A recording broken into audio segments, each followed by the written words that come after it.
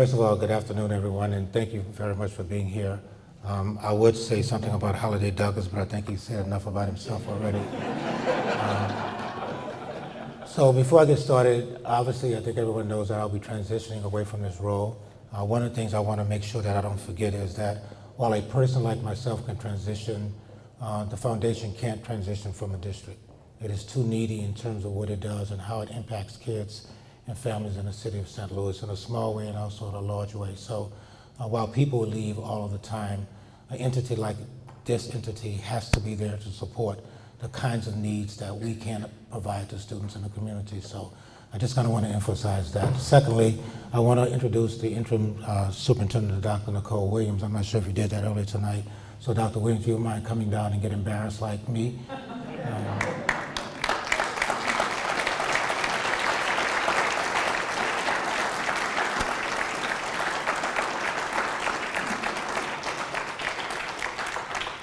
So January 1st, Dr. Williams will be transitioning in the role as interim superintendent. After that, we'll see what happens, but I just wanted you to see the name with the face, and hopefully you'll get a chance to mingle with her at some point in time. To the present, obviously you are aware of what has occurred over the last 48 hours or so, and I'll just kind of give you a brief update as it relates to where we're going now. Today, the faculty at CVPA started the process of counseling off-site. Getting counseling tomorrow. CSMB will start that same process with their faculties, with outside persons providing support to them. The ATF and FBI have really given us the opportunity to no longer call a building a crime scene, but open the building up to allow for the staff materials to be taken away, which they will start doing tomorrow and Thursday.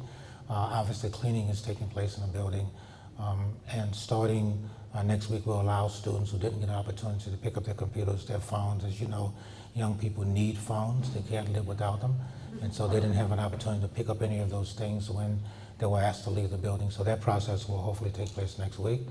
We'll start working in terms of a location likely for them to be, but we will not be back in the building anytime soon. There is no ifs and buts about that. Don't know where we will be going right now as we continue to work with partners in the community and work with the staff to determine what's best for them in terms of that level of support, and obviously try to engage students in some kind of counseling session starting early next week, with them possibly going back to school in some way, shape, or form over the next 5 to 7 days. But we're not putting any kind of guardrails or what that looks like. What's needed right now, quite frankly, is prayers, to be honest with you. I think the financial piece is always important. The principal today, Dr. Seals, went with the family to pick out a casket for the funeral next week. That's how intimately engaged the faculty has been in terms of supporting the needs of the students at the school. The faculty is quite frankly stressed out, incredibly stressed out as they had a session today. And so I think what's needed is some time and prayers to kind of give them some opportunity to heal, frankly, to really heal. We will work through the details of what school looks like for kids, whether that's virtual or in person in other locations across the city. We'll do that, but obviously that's going to take some time. There's no blueprint for what actually occurred. While there are incidents that have happened across the country, every situation is a little bit different, and obviously this one is as well. So Holiday asks what is needed. We don't know what we need right now, frankly and honestly. We don't know everything we need. We will be supporting the families of the students who were shot, and also for the deceased student and for the family of the teacher as well. We are working behind the scenes to provide all of the supports they need to make it easy for them to make the transition for the transition from what has occurred to what is going to be happening moving forward. And so, again, I don't have anything else kind of to add because it's still fresh, it's still happening, it's still evolving, and that evolution will continue over a period of time. But I guess the takeaway is that we will not be back in that building anytime soon, maybe not at all, depending upon what occurs. But we will definitely not be back in that building anytime soon as students have an opportunity to heal. A lot of things need to take place, and I'll be working with the board as I transition out to kind of support what needs to happen, and Dr. Williams will obviously be doing the same thing in a new role that she'll play. And so I just would ask that you continue to provide support to Mr. Douglas in his new role and to the foundation generally. He will get from me what the needs are on a regular basis. We talked earlier today.